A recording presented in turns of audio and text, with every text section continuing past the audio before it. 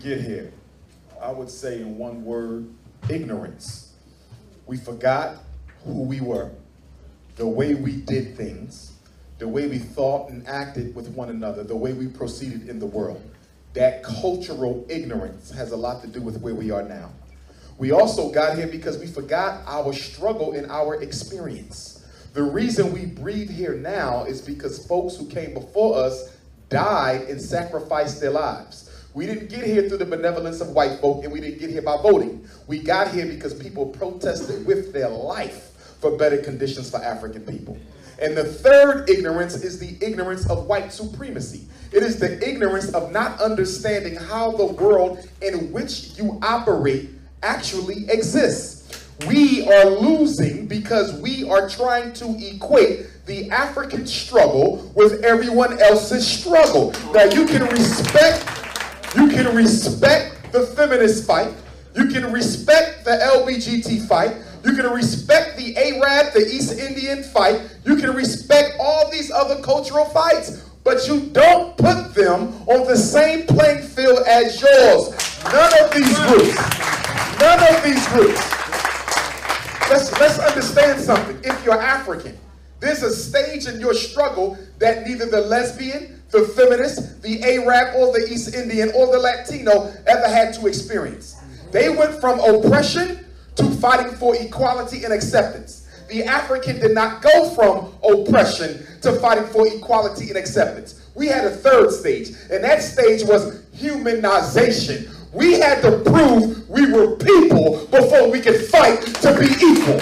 We had to prove we were people before we could fight to be equal. We're not fighting for the right to cohabitate with someone. We're not fighting for equal wages with men. We're not fighting for the right to have our culture accepted. We're fighting for the right to exist, to breathe, to live. You don't let another group's mission make you think that it is as important as yours. We suffer because we are not our own priority yet. We make everyone else's issue more important than mine, which is to say we suffer for not being unapologetically African.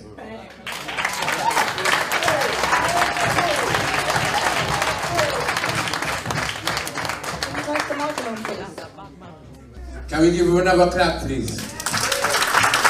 Real push-out. We are suffering because of the institutions around us. Yes? You can name them out. We are suffering because of institutions. We're not suffering because of accident, because of the youth there. And by the way, I love the exuberance of the youth and them talking up for themselves and saying they're on the mission and they wish to make things better. And they used to come together. I love that with the youth them, yeah? We're not here we want to see the youth them rise. My daughter is 11 years old. She's never been to a Babylon classroom. You understand? Her name is Reggae. It's not one of those names where her name is Reggae. It's in her passport. Her name is Reggae. The reason why I named her Reggae is so that she can pass on the legacy. Reggae is love. We fight against corruption. Yes? And it has an infectious baseline with the whole world love. But the world love our music, but they don't love us. They love our food, but they don't love us. So that's why we say reset the what? Reset the what? Bless you. Hi, I'm November, and I just wanted to ask Dr. Umar to clarify what he meant by that our struggle is more important than the feminist struggle, because I, as a woman, don't suffer oppression differently. I am simultaneously black and a woman. Can we not incorporate feminism into the black struggle? Let's talk about that. First of all, we need to know the roots of the feminist movement as a movement for white women who were struggling. Let me finish. We cannot be emotional. Let's be intellectual. The feminist movement was a movement by white women who were fighting against structural oppression imposed by the white male. He did not let her vote. He did not let her leave the house. He told her she cannot go to church if she was on her menses. She cannot go to college, cannot hold a job. Her place was in a home to cook and to raise the children. So she fought against that. And I understood it because it wasn't fair. But when she reached out to the black woman, she didn't do it because she cared anything about your situation. But she simply wanted to use your numerical power to push her agenda.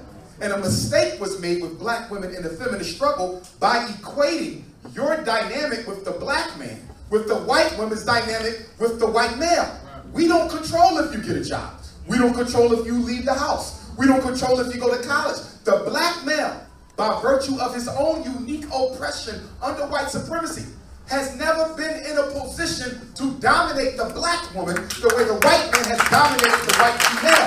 So we're not saying that there's issues that don't need to be addressed, because there are. We have domestic abuse. We have sexism in the black community. You understand? So there's clearly sexist issues. But we would argue that you should fight that from an African womanist perspective, not a white feminist perspective.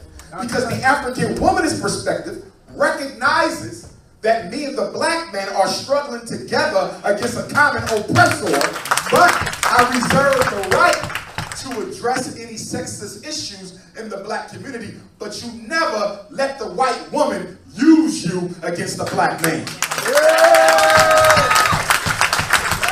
Unapologetically African.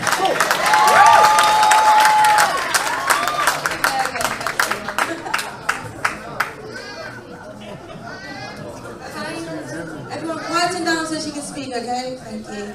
Hi, I'm Habiba. To stand in solidarity with sister here and to comment on what Dr. Umar has said. First of all, I think it's very patronizing to tell her not to be emotional, to be intellectual. She's been very intellectual.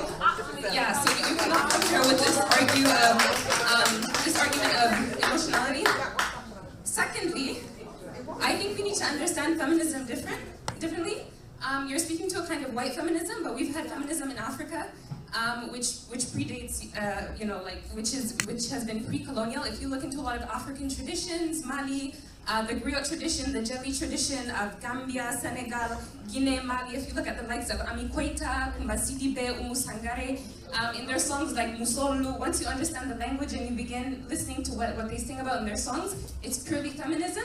They speak to women's issues. And the feminist issue is not mutually exclusive to the African struggle. You have issues such as circumcision, you have issues like fistula in Africa, and it's because of really like sexism and patriarchy why we have some of these issues. And sometimes like the African men can be oppressors, so it's like one and the same. So do not exclude the feminist issue, and it's not a kind of white feminism. This is black womanism, this is black feminism. And just to repeat this again, please do not come to her with saying that she's responding emotionally. Like, I think she had a lot of respect to ask you the question on a very intellectual premise, and I would appreciate if perhaps some of the other panelists could speak to this, because I find your stance very problematic. Dr. Adib, and that's okay. It would be very, that's all right. Be well appreciated. But I'm going to respond since you responded to me.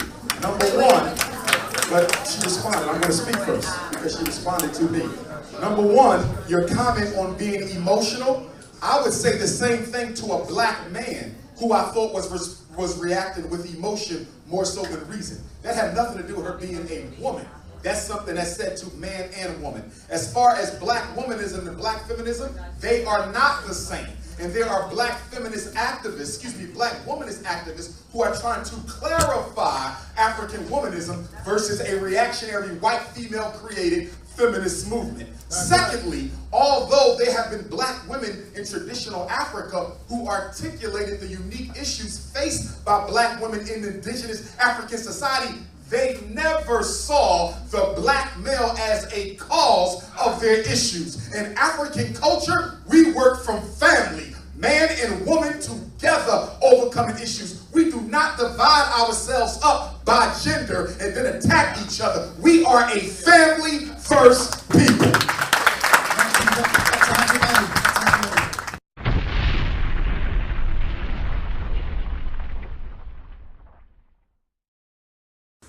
I would just say that I enjoyed the conversation, and I would also say that we have to have those kind of conversations as long as they're done with love. There's a tendency to shut out or block out any conversation that's considered sensitive or controversial.